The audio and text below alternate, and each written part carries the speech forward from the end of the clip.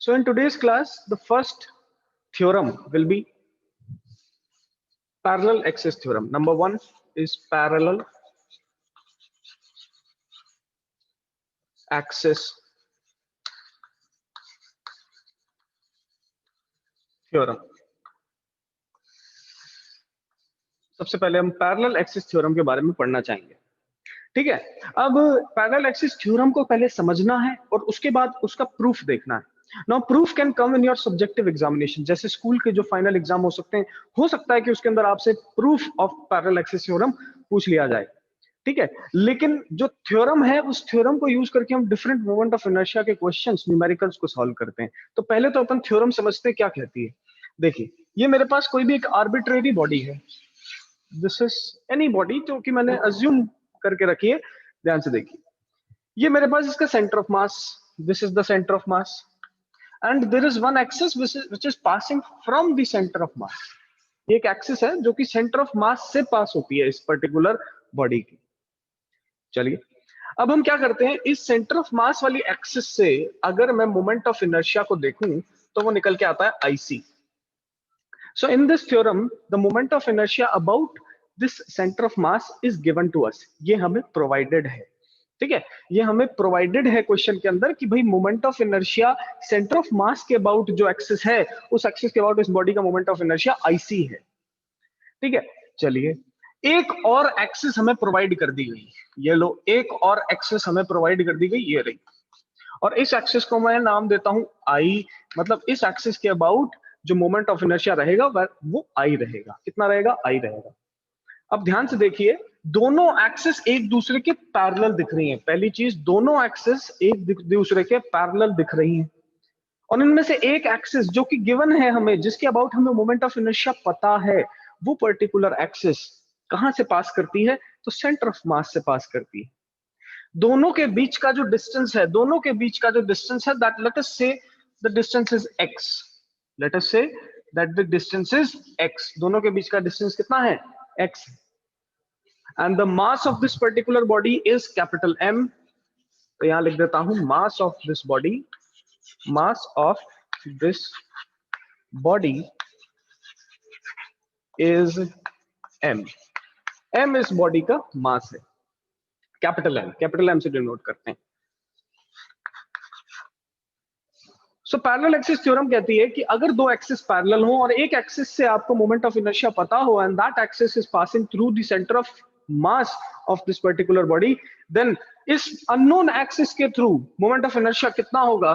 तो formula will be I is equal to I C plus M X square. ये particular formula हम use करते हैं for calculation of moment of inertia through this particular axis. अब इसका एक छोटा सा प्रूफ आता है। ठीक है, मैंने आपको बोला था इसका एक छोटा सा प्रूफ है। प्रूफ आपके एग्जामिनेशन में, सब्जेक्टिव एग्जामिनेशंस में पूछ लिया जाता है। थ्योरम आपको याद होनी चाहिए। अगर जो एक्सिस आपको पता है, वहां से मोमेंट ऑफ इनर्शिया आपको पता है, plus M X square. X क्या है इसमें? दोनों एक्सिस के बीच का डिस्टेंस, दोनों पैरेलल एक्सिस जो थी उनके बीच का डिस्टेंस, उसका स्क्वायर करेंगे, multiply by total mass, add कर देंगे गिवन मोमेंट ऑफ इनर्शिया से, और आपको final moment of inertia calculate हो जाएगा। चलिए इसका प्रूफ देखते हैं। तो देखते हैं इसका proof. What is the proof of this particular theorem? तो देखिए, ये मेरे पास एक पर्टिकुलर मैंने मास लिया, स्मॉल एम। ठीक है, एक स्मॉल एम मास मैंने उठाया। इस स्मॉल एम मास का मोमेंट ऑफ इनर्शिया मैं निकालना चाहता हूं फ्रॉम दिस न्यू एक्सिस। इस स्मॉल एम मास का मोमेंट ऑफ इनर्शिया इस बड़ी वाली एक्सिस, ये जो नई एक्सिस है, इसके अबाउट निकालना चाहता हूं। सो निकालने के लिए क्या करूंगा, एक डिस्टेंस यहां से यहां तक मान लेता हूं r। ठीक है, ये स्मॉल r मैंने डिस्टेंस मान लिया from this axis to this particular mass. चलिए, अब अगर मैं इस स्मॉल r को देखूं तो देखिए, सेंटर ऑफ मास से जो डिस्टेंस निकल के आ रहा है दैट इज h। ठीक है, तो h plus x can be written as r। So in this particular proof we can say, let us assume small m mass at distance r from I such that small r is equal to h plus x, such that small r is equal to h plus x। Moment of inertia का क्या formula होता है? तो moment of inertia is equal to summation M R square. ये हम formula पहले देख चुके हैं। अब ये समेशन एम आर स्क्वायर फॉर्मूले में ये आर की वैल्यू को पुट करेंगे, so the answer becomes summation M, R की जगह पे हम लिख सकते हैं एच प्लस एक्स और इसका कर देंगे होल स्क्वायर। स्क्वायर ओपन करो, देखो a प्लस बी का whole square, answer will be A square plus B square plus 2ab। Put करते हैं, देखो summation M H square plus summation M X square plus summation M into 2hx।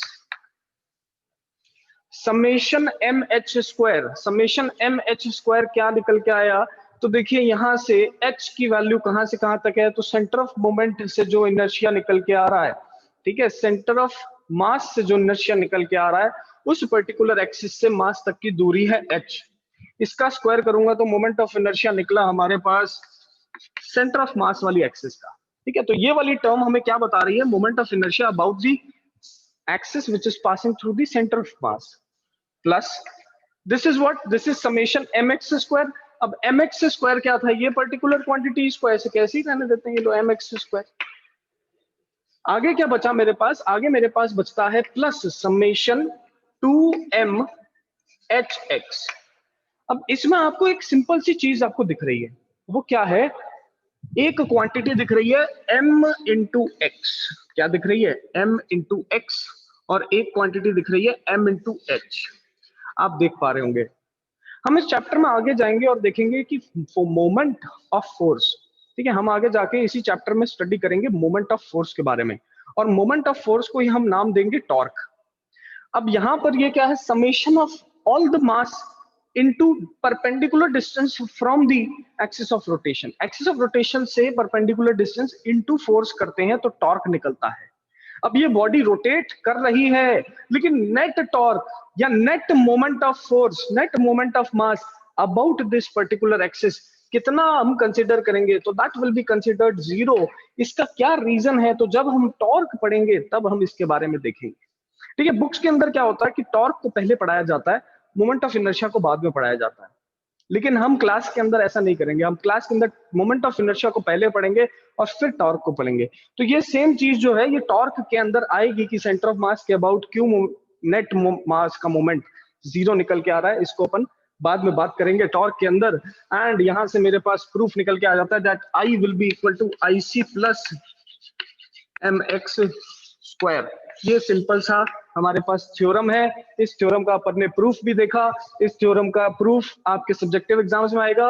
Otherwise जो numericals हैं हम इस particular equation को use करके solve करेंगे। सिंपल सी इक्वेशन है, सिंपल सा फॉर्मूला है। फटाफट बताइए ये चीज क्लियर है कि नहीं सबको?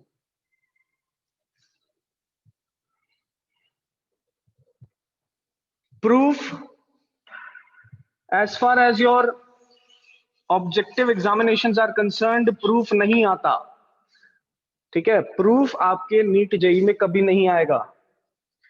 सिर्फ फॉर्मूला आपको पता होना चाहिए। तो फॉर्मूला का इंपॉर्टेंस आप समझ चुके हैं, फॉर्मूला आप लगाना भी समझ चुके हैं। एक एक्सिस, ये दूसरी एक्सिस, दोनों पैरेलल, दोनों के बीच का distance x।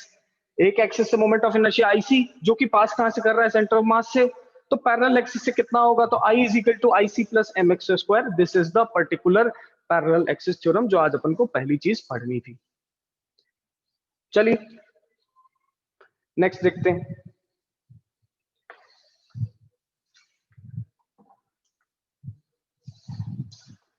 Next is perpendicular axis theorem.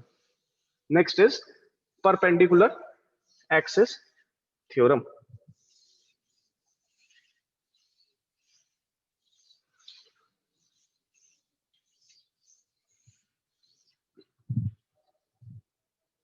Number 2,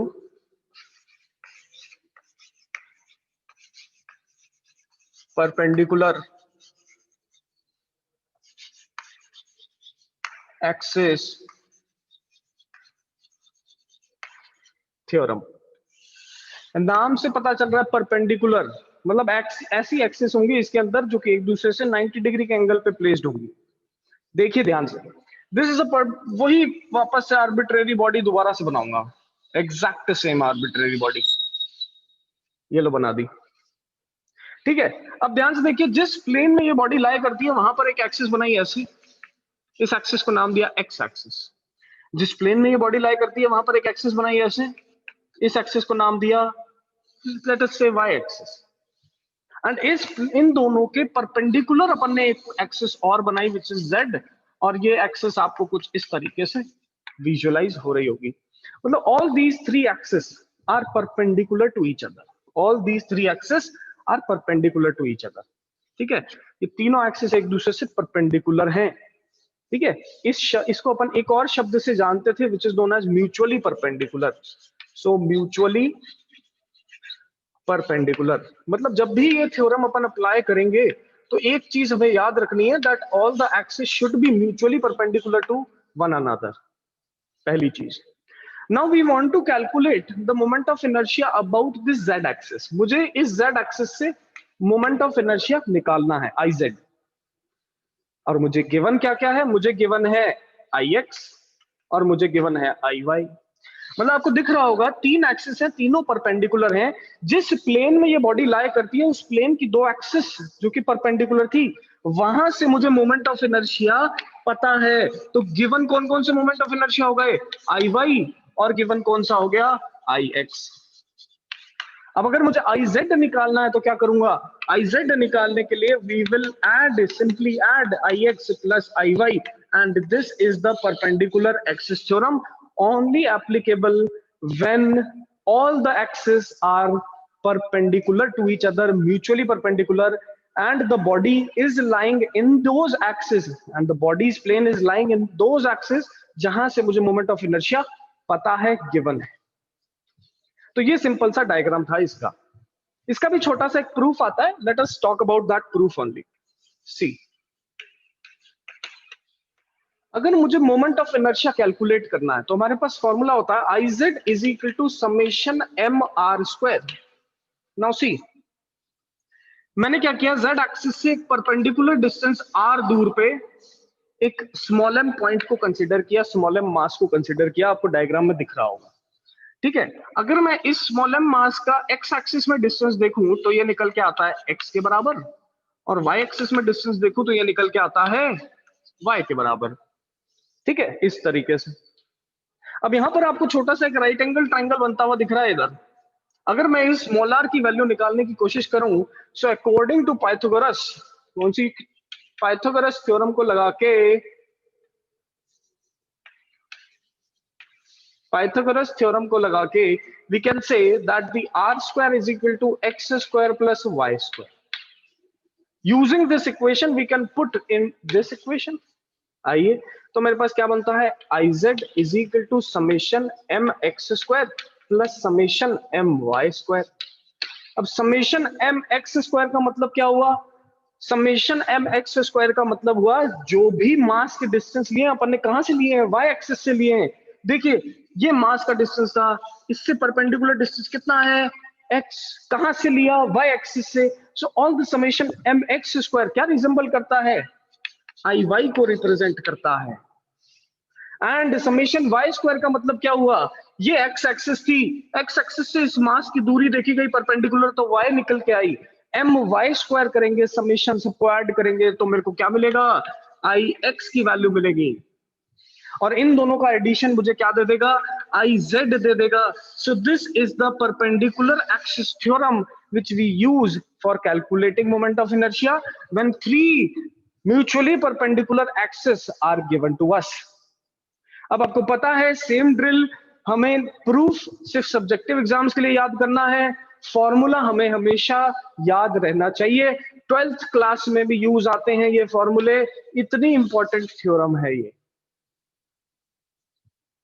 चलिए वापस से 12th क्लास के अंदर जब अपन इलेक्ट्रोस्टैटिक्स पढ़ेंगे, रोटेशन का कॉन्सेप्ट देखेंगे, तो आप देखेंगे कि यही फॉर्मूले यूज करके हम चार्जेस को भी सॉल्व करते हैं, चार्जेस का रोटेशन देखते हैं। ठीक है, तो आपको ये चीज ध्यान रहनी चाहिए, प्रूफ चाहे आप भूल भी जाओ तो कोई उससे दिक्कत नहीं है, only it will be asked in your school examination. फटाफट बताइए यहां तक सबको क्लियर है कि नहीं।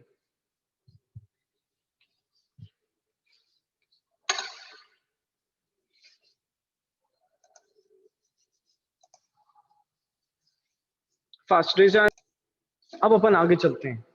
अब भाई थ्योरम तो हमें पता चल गई, पैरेलल एक्सिस क्या होती है, परपेंडिकुलर एक्सिस क्या होती है, लेकिन अब इसको अप्लाई करना भी तो सीखना है भाई। न्यूमेरिकल्स अगर आएंगे तो कैसे इन थ्योरम्स को अप्लाई किया जाएगा, अब अपन उसकी बात करते हैं। लेट अस सी।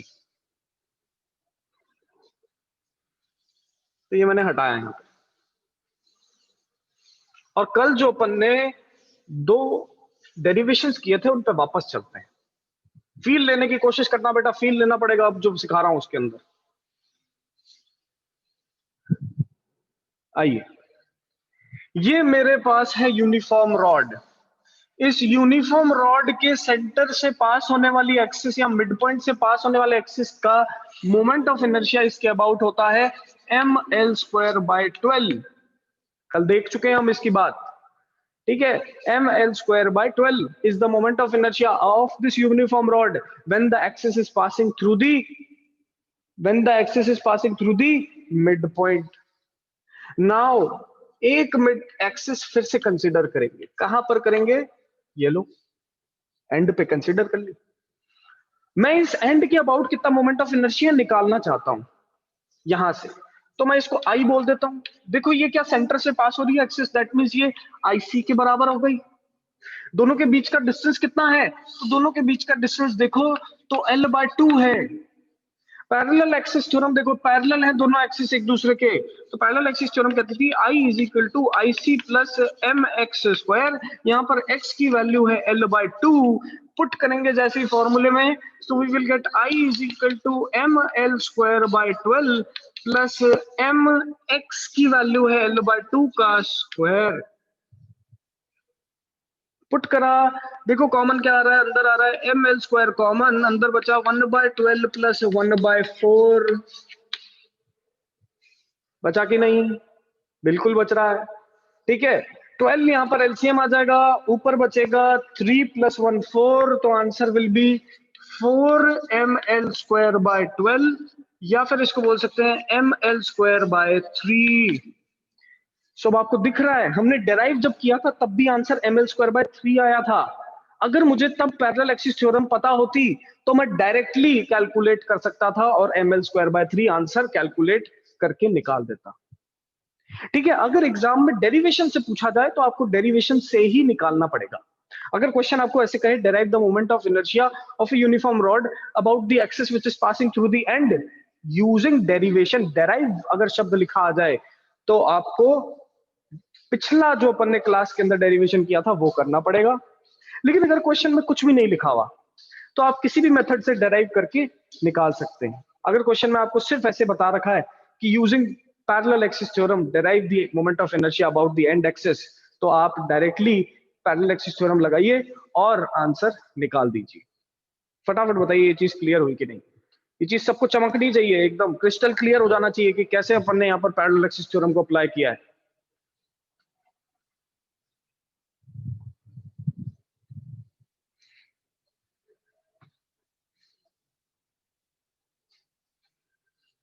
चलिए, बहुत बढ़िया, चलते हैं आगे की तरफ और अच्छे से देखते हैं। कल हमने एक और डेरिवेशन किया था, हमने देखा था मोमेंट ऑफ इनर्शिया। किसका मोमेंट ऑफ इनर्शिया, हमने देखा था एक यूनिफॉर्म रिंग का, ठीक है। एक यूनिफॉर्म रिंग का मोमेंट ऑफ इनर्शिया कैसा रहता है उसकी बात की थी। Let us see about that. So moment of inertia of a uniform ring, ये मैं रिंग बनाता हूं वापस से, ये ऐसे, ये बनाई रिंग, ठीक है। इस रिंग के सेंटर से पास होने वाली एक्सिस के अबाउट जो मोमेंट ऑफ इनर्शिया निकल के आया था वो निकल के आया था mr²/2।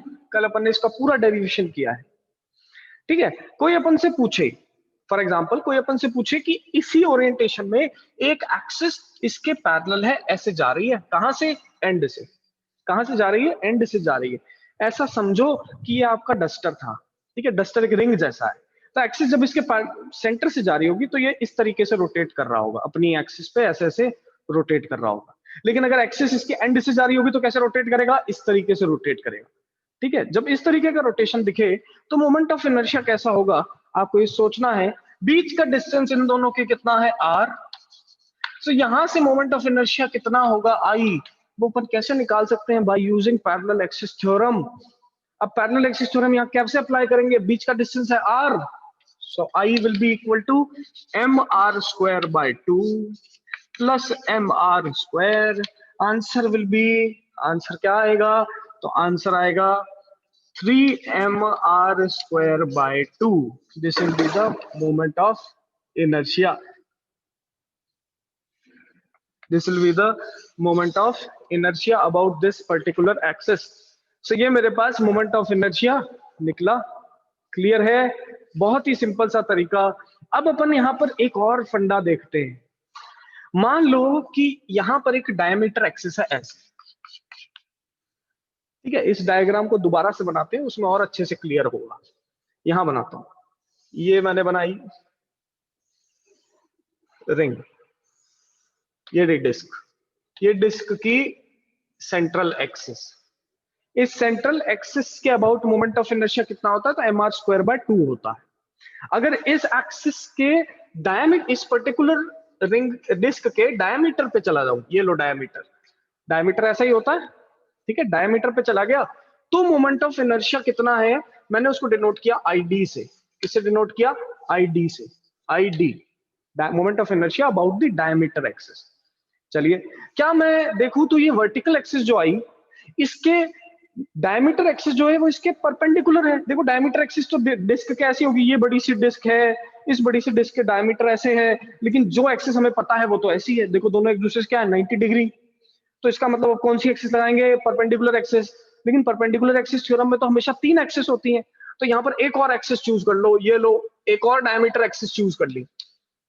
अब देखो 2 डायमीटर एक्सिस है तो दोनों के अबाउट मोमेंट ऑफ इनर्शिया तो सेम होगा ना। डायमीटर के about moment of inertia will be same.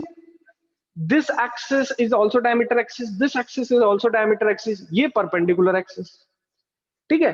तो इसके अबाउट मोमेंट ऑफ इनर्शिया है आई, जो कि हमें पता है एम आर स्क्वायर बाय 2। अब क्या लगाएंगे? Perpendicular axis theorem. So perpendicular axis theorem लगाओ। क्या कहती है? I Z is equal to I X plus I Y. I Z कितना है? तो आई के बराबर है। आई एक्स कितना है? तो आई डी के बराबर। आई वाई कितना है? तो भी आई डी के बराबर। दोनों को ऐड करो तो बना 2 I D will be equal to I. 2 divide में चला जाएगा तो I by 2 is equal to I D. और आईडी की वैल्यू यहां से कितनी आ जाएगी? ये आ जाएगी मेरे पास एम आर स्क्वायर बाय 4, क्योंकि हम जानते हैं ये जो moment of inertia about the central axis होता है, ये होता है एम आर स्क्वायर बाय 2। इसको डिवाइड बाय 2 करूंगा तो क्या आंसर आ जाएगा? M R square by 4 answer आ जाएगा। So this is the moment of inertia about the diameter axis. ये कौन सी एक्सिस के अबाउट मोमेंट ऑफ इनर्शिया निकाला हमने? About diameter axis, moment of inertia about the diameter axis. Clear है? Simple सा तरीका, ध्यान से देखिए। अब इसको विजुअलाइज करते हैं, तो एक और डायग्राम बनाओ। ये देखो, ये रही डिस्क, ये रही डिस्क। इस डिस्क का डायमीटर एक्सिस देखिए तो ऐसा दिखेगा। ये रहा डायमीटर एक्सिस। इस डायमीटर एक्सिस के अबाउट मोमेंट ऑफ इनर्शिया कितना? तो अभी निकाला एम आर स्क्वायर बाय 4। बिल्कुल सही बात है। कोई अपन से पूछे कि भाई इसकी टेंजेंशियल एक्सिस के अबाउट मोमेंट ऑफ इनर्शिया कितना होगा, तो ये देखो, ये रही टेंजेंशियल एक्सिस। टेंजेंट क्या होता है? जो सर्कल को जस्ट टच करता हुआ निकल जाए, ये रही टेंजेंशियल एक्सिस। टेंजेंशियल एक्सिस के अबाउट मोमेंट ऑफ इनर्शिया हम मान लेते हैं आई। अब बताओ कौन बता सकता है यहां पर परपेंडिकुलर एक्सिस थ्योरम लगेगी कि पैरेलल एक्सिस थ्योरम लगेगी? फटाफट हैंड रेज करके कौन बताएगा मुझे? फास्ट। टेंजेंशियल एक्सिस के थ्रू मोमेंट ऑफ इनर्शिया निकालना है, कौन सी थ्योरम यूज करूंगा? परपेंडिकुलर एक्सिस थ्योरम या पैरेलल एक्सिस थ्योरम?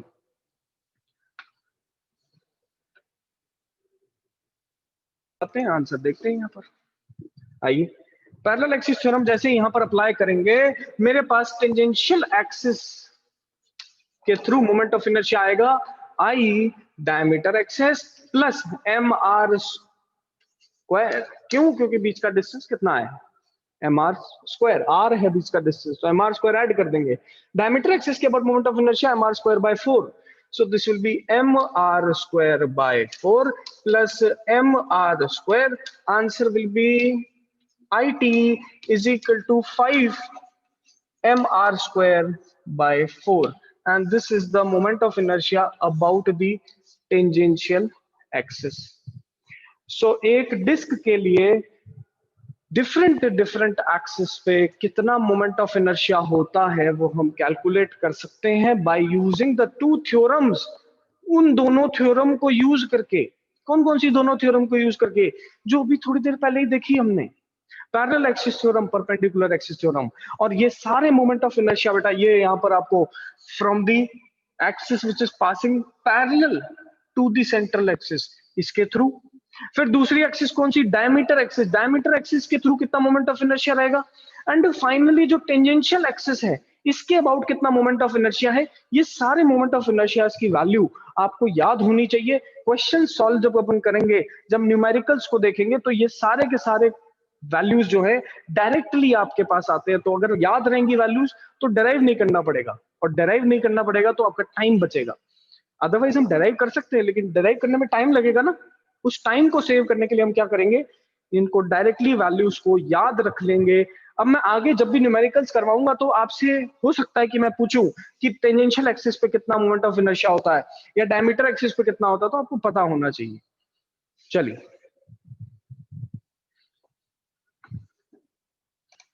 अब चलते हैं moment of inertia of a ring देखने। ठीक है, मोमेंट ऑफ इनर्शिया रिंग का कैसा होता है, let us talk about that. तो ये डिस्क को हटाओ।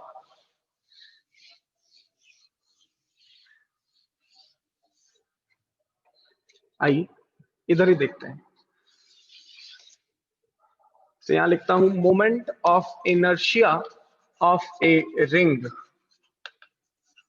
आइए अब इसका पूरा एक डेरिवेशन है, इसका भी डेरिवेशन है, बट डेरिवेशन नहीं देखेंगे, लॉजिकली सॉल्व करेंगे।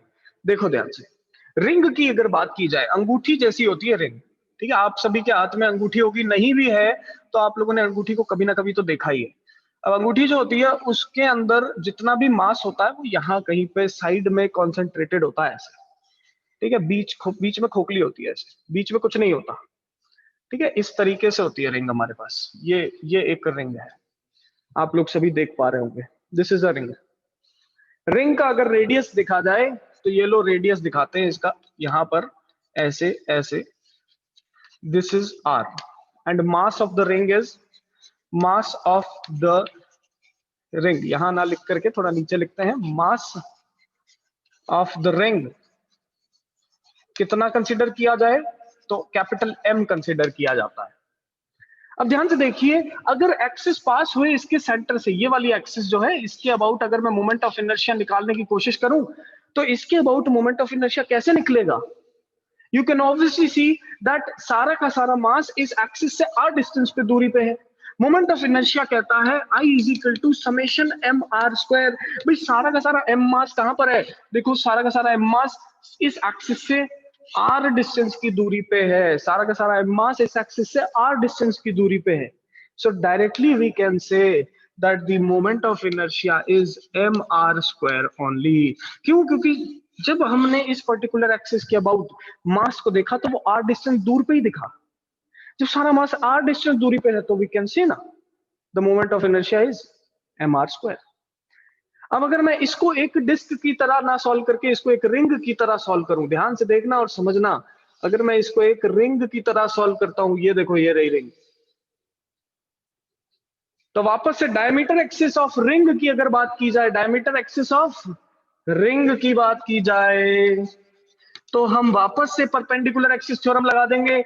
लेकिन जब रिंग की बात करते हैं तो सेंट्रल एक्सिस से मोमेंट ऑफ इनर्शिया होता है एम आर स्क्वायर, तो यहां पर डायमीटर एक्सिस की बात करेंगे तो ये हो जाएगा M R square by 2। Method तो सेम था, डिस्क के लिए अलग आंसर आया, रिंग के लिए अलग आंसर आया।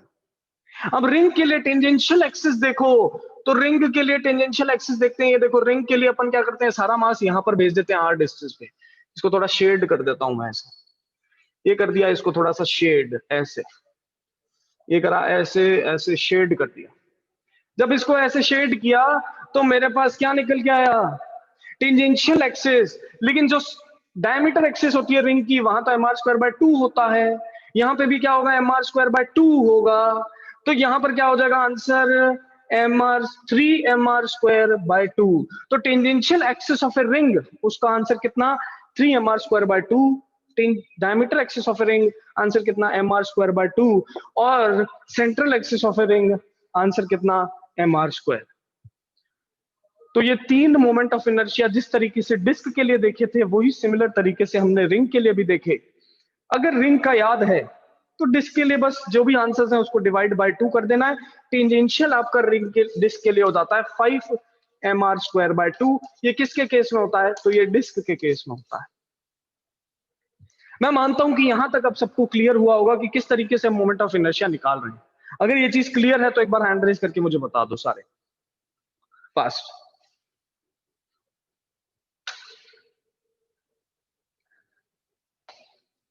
यस एवरीवन, फास्ट फास्ट बेटा, अरे जल्दी जल्दी करो यार, क्या कर रहे हो, फटाफट। चलिए